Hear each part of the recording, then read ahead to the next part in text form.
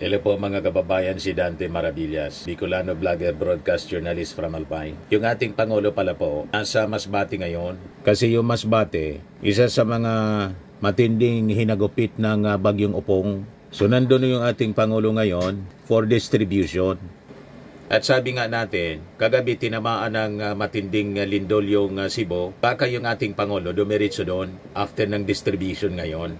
Pero ipinag-utos na niya, mga kababayan, yung immediate assistance sa pamamagitan ng pag-activate ng QRF, Quick Response Fund, sa pamamagitan ng DBM. So, nag-distribute ng tulong kasama rito yung pamimigay ng 10,000 pesos for each families sa Individuals in Crisis Situation or AICS.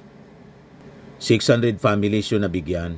Dalawang cheque, totaling 34.8 million from the Department of Labor and Employment, Region 5, to the Provincial Government of Masbate para sa livelihood assistance naman, para sa tupad for 6,455 beneficiaries in 11 municipalities. Siyempre, kasama na yung mga food packs, hygiene kits, malongs, 10-meter laminated sacks, and water filtration kits from DSWG. Charity timba or pails with various grocery items from the Philippine Charity Sweepstakes Office, and hot meals, along with the mobile kits and services from the Philippine Red Cross. So ito yung ating Pangulo, mga kababayan. Yan o, sinasalubong siya ng mga kababayan natin sa Masbate, Bicol. Tuwang-tuwa sila, mga kababayan, sa pagsalubong sa ating Pangulo. Ang daming tao. Yan o, distribution ng financial assistance. Ito na po yung message ng ating Pangulo. Wala nang introduction po. Kami po, kung makita po ninyo, Mayor, kung makita po ninyo, ang pagpunta po namin dito ay kasama po natin ang iba't ibang kalihim ng mga iba't ibang departamento na nandito upang magdala ng tulong dahil napakabigat ang pagkatama ng Upong dito, lalo-lalo na dito sa Masbate. Marami pa tayong ginagawa doon sa nakaraan ng bagyo. Hindi pa tayo tapos doon sa nakaraan ng bagyo. Tinamaan na tayo ng panibagong bagyo. Tapos may lindol pa yata nung kagabi. Kaya't nandito kami lahat upang lahat ng pangangailangan ng mga na-displace, yung nawalan ng bahay, wala ng tirahan, ay mabigyan ng tulong. Unang-una, siyempre, ito yung nakikita po ninyo, meron po tayo galing sa DSWD. Nandito po si Secretary Rex Gatchalian ng DSWD. At nauna na siya. Nauna na siya anong kahapon pa yata. O anong May 1 nandito na siya. At nakapagpadala kaagad nitong ating food pack. Meron tayong family food box. Ito yung nakikita ninyo, pamimigay natin sa lahat ng mga nangangailangan. At tuloy-tuloy po yan. Hindi lamang ito yung nakikita ninyo sa harap ninyo. Marami po tayo nakareserba dahil kawawa naman ang ating mga kababayan kapag hindi natin natulungan, lalong-lalo na sa oras na ganito. Andiyan po mga food pack. Ang PCSO nagpadala rin ng kanilang sariling food pack. Meron din tayong tinatawag na hygiene kit upang meron kayong magamit para to keep yourself, para maging healthy naman kayo at maaalagaan nyo, lalo na yung mga bata. Kasi pag nakikita ko itong mga evacuation center na ganito, ay nakikita natin ang nagsisiksika ng tao at mabilis kumalat ang sakit kung sakali meron man. Kaya andyan din ang ating mga medical team ng Department of Health para tumingin at tiyakin na kayong lahat ay naaalagaan. Ngayon, tinignan po natin ang report sa atin naman ng ating kalihim ng DepEd, Secretary Sani Angara. Nakita naman natin na napakalaki ng sira na nandito sa mga eskwelahan At yan po ay maayos naman po natin yan within 1 month, 30 days. Dahil ilan ang classroom na nasira?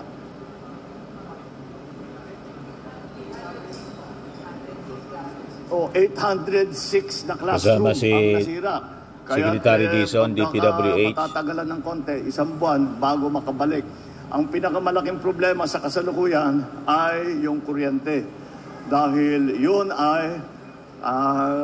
ang pinakakomplikado. Dahil hindi lang ganun kasimple na ipagkakabit-kabit mo ulit yung mga alambre. Kailangan tiyakin na hindi magka-problema. Pag inon yung kuryente, baka lumiyab, baka masira, baka mag-short. Kaya kailangan maingat na maingat, kaya baka matagalan ng konti. Ngunit, nakapagpadala na tayo ng generator sa inyong ospital dahil kulang. May generator ng ospital pero kulang. Kaya dinamihan natin ang generator para mas maraming pasyente ang kayang tanggapin ng inyong ospital. Ngayon, dito sa relief naman, yung DOLE, meron silang programa, yung TUPAD, meron binigay, at yung ibang programa, yung GIP, yung, what's the other one? Nakapag-release na sila yung TUPAD para sa mga cash for work, para sa mga livelihood project, para naman makabawi ng 28 million na ang binitawan ng DOLE para sa ating mga naghahanap ulit na makabawi pagkatapos nga ng bagyo. Nag-instruction din ako dahil sa request ng governor ko nag-request, nag-instruct na ako sa DBM bago ako umalis ng Maynila na mag-download ng 100 million na LGSF para meron kayong immediate na magamit para sa pag-rehabilitation. Kaya po, patuloy po, huwag kayo mag-alala. Patuloy po ang suporta ng pamahalaan hanggat nangangailangan kayo. Kahit na matagalan tayo ng konti dahil hindi pa nyo naaayos ang inyong mga tahanan, nakasupport na kami. Kahit umalis kayo sa evacuation center, pero hindi kayo makauwi sa sarili ninyong mga tahanan, ay tuluyan pa rin magsusupply kami nitong family food pack. Ngunit, kung titingnan din nyo doon sa labas, meron na po tayong water purification, yung mga truck na nandyan, yung Love for All na purification, yun naman galing sa First Lady. At naiwan dito at nandyan ginagamit natin. Yung DSWD, para naman, mahirap naman yung kinakain ninyo, puro dilata. So, kaya naglagay po kami ng food truck para may mainit naman. Nandun na, may nakapila na. Bukod pa ron, meron tayong cash assistance. Dahil ang bawat pamilya ay iba-iba ang pangangailangan. Kaya hindi naman basta ito lang ang ating ibibigay. Siguro yung mga gamot ninyo, yung mga bibili nyo baby na pagkain ng bata, lahat yan. Hindi lahat ng pamilya pangangailangan yan. Kaya magbibigay kami ng cash assistance. Nandiyan po yung pumipila po dyan. Yan po binibigyan tig sa 10,000 para may cash, may pera na magamit para sa inyong pangangailangan. Kaya huwag kayo pong mag-alala, hindi kayo basta't may iwanan na lang kahit na nakadaan na yung bagyo, nandito pa rin ang inyong pamahalaan. Hindi po kami aalis dito hanggang lahat ng evacuees, lahat ng ating mga tinamaan ng bagyo ay nakatayo na, nakaahon na. At yan po ang aming hangarin ay laging makapagserbisyo pagka lalo na gantong panahon ng bagyo ay kailangan po natin talagang tulungan. Meron pa tayo ito, pang wifi ito, ibibigay natin po dito. Ito yung Starlink na sa satellite para meron tayong telepono, meron tayong email, magagamit po natin ang mga cellphone natin. Kaya yan po ay tuloy-tuloy naman po ang ating ginagawa. Pati Starlink po, para may connection po. Kayong mag-alala. At, sa mga mahal sa buhay nila, sa abroad, etc. Kung ano yung pangangailangan nyo, pagkain, gamot, cash, kung ano man. Yan ang presidente po. Para tulungan kayo. Kaya konting tiyaga lang po. Wala, ang mahirap dito, wala talaga tayo magawa sa panahon. At kung babagyo, kahit na anong gawin natin. Ang maaari lang natin gawin ay paghandaan, makapag-evacuate. Mukha naman nagawa natin, naka-preemptive evacuation ng probinsya.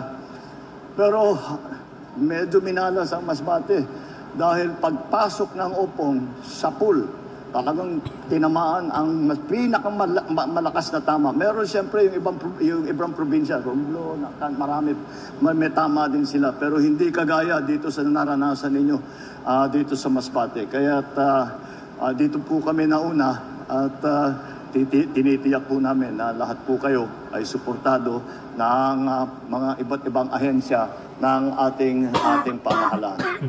Kaya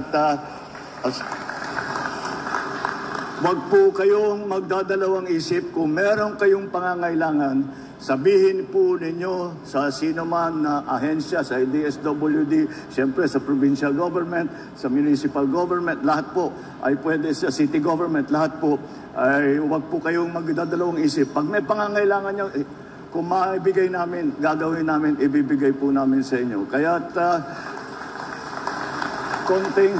konting tiyaga na lang, konting dasal, ay makakabalik din po tayo at nandito po kami sa likod ninyo. Sige, maraming salamat po at good luck po sa inyo lahat. Yan ang ating Pangulo, matik po. And I think nabanggit na niya yung Cebu. Baka after dito, dumiritso na siya doon sa Cebu, mga kababayan, para ma-inspeksyon. Siyempre, magko-coordinate muna sa mga local officials and yung mga national agencies doon, tulad ng DSWD, DPWH. At siyempre, sa PNP and the Armed Forces, sila yung ginagamit, mga kababayan, para sa immediate response, sa rescue, retrieval operations para sa mga nasalanta ng lindol. So, nakakalungkot lang kasi siyempre sunod-sunod yung mga disaster na tumatama sa atin. Hindi man natin ito mapipigil, mga kababayan. Tulad ng sinabi ng ating Pangulo, pwede natin gawin, pagandaan, dapat tanda tayo sa rehabilitation, siyempre. Kasi nakaprophesy siya po, prophesied in the Word of God, there will be wars and rumors of wars, earthquakes in diverse places, as part of the signs of the time, ng papalapit na pagdating ng ating Panginoong Hesukristo. Yan ang katotohanan niyan. Kaya walang makakapigil sa mga bagay na to, kasi ito yung tinatawag na signs of the times. Sabi nga sa Word of God, all of this must come to pass. So darating talaga siya po. Or all these things shall come to pass. Talagang yan ang direksyon ng ating mundo. That is the destiny. Yan For nation shall rise against nation and kingdom against kingdom. And there shall be famines and pestilences in earthquakes in diverse places. For all these things must come to pass. Dapat siya talaga na maganap to. Ito yung kaganapan, mga kababayan. Nililinaw natin ito baka kasi isisi na naman po ng mga DDS sa ating Pangulo na yung administration ng ating Pangulo, sunod-sunodan niya yung disaster. Wala po, kahit panahon ni Digong, panahon ni Pinoy, in previous administrations, may mga bagyo na tumama, may mga baha, may mga lindol, may mga volcanic eruptions. Yung frequency niya, habang lumilipas yung panahon, nagiging sunod-sunod na. As prophesied in the Word of God. Kaya wala ditong kinalaman po yung mga leader. All these things must come to pass. Kahit sinong pinuno ang ilagay natin, sinong leader ilagay natin sa ating bansa, lilindol, tatama ang bagyo, babaha, magkakagira, magkakagutom. Kasi that is part of prophecy and the destiny of humanity. Hindi lang yan dito sa atin, all throughout the world po. Sa mga naghanap ng malinis and spacious fitness gym, pumunta lang po kayo sa aming Colossal Fitness Gym. We also offer Grab Car Rental with our brand new 2023 model ng Toyota Innova. We also accept booking for those who are planning to travel via PAL, Cebu Pacific, and other airline companies, local and international, and bills payment for Meralco Bills, PLDT, Aleco Bills, etc. Ang Colossal Fitness Gym is located at 3rd floor Security Bank Building, Landco Business Park, Legazpi City, Albay. For inquiries, look for Chilon Maravillas. Contact number 0966-802-0949. Yan yung aming Innova. Lagi na pong matao sa amin. Pati mga foreigners po, tingnan ninyo. Mga British tourists sila. Ang lalaki ng katawan na, mga kababayan, nag-gym sa amin. Ito naman po, international. Ito mga mga European sila. Ito naman yung bago naming product na binibenta online, Eye Glow Serum. Whitening po siya galing sa South Korea. Tingnan ninyo yung epekto sa aking anak na architect entrepreneur, Riz Maravillas. For inquiries, look for Riz Maravillas on FB. Ito naman po, Firmax Firming and Lifting Cream. Pinapahid po sa mga pulses and other affected areas. Mainam po ito sa mga pains at paninigas na mga kaso-kasuan. Ito po, Automax Radiant Serum. Sa mukha naman yung application. Anti-aging po siya. You will look 10 years younger than your age. Sa mga cancer patient po, baka lang gusto niyo itong itry. Nengxia Red Mix Fruit Drink. Hindi man po siya gamot, food supplement siya. Kaya lang, gawa siya mga kababayan sa goji berry. Yung goji berry may anti-cancer properties. Ito naman po yung bagong product naming binibenta online. I am Worldwide Amazing Pure Organic Barley Powdered Drink Mix from Australia. Endorsed by cancer survivor Maritoni Fernandez. So mainam po ito sa mga cancer patients at saka for cancer prevention po. Yan yung iba pang mga celebrity endorsers po. Para sa inyong mga inquiries and orders at sa mga gustong magnegosyo, message nyo na lang po kami, Dante Maravilla sa Facebook, Messenger, o kung hindi sa aking architect entrepreneur, Riz Maravillas. Sa mga mahilig naman po sa mga imported bags and wallets, dumiretso na lang kayo kay Ma'am Eileen Rosales, Eileen Closet. Nakabase siya po sa Amerika. Yan po siya, mga kababayan, ang online selling niya.